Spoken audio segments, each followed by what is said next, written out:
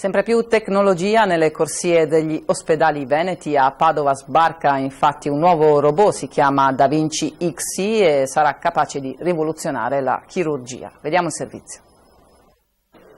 Un robot di ultima generazione in grado di eseguire operazioni chirurgiche all'avanguardia. Si chiama Da Vinci XI, costa circa 6 milioni di euro, è stato presentato ed è ora operativo all'ospedale di Padova.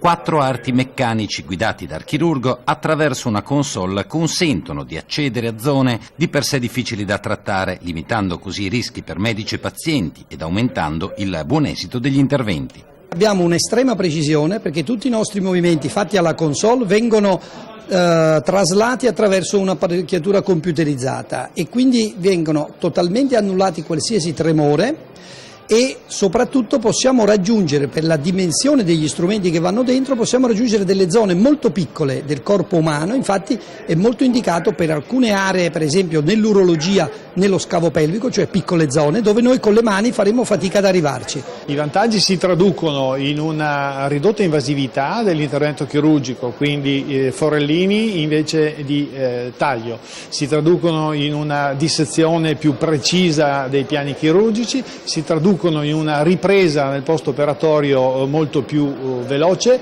e, non dimentichiamolo, in una riduzione evidente del numero di trasfusioni.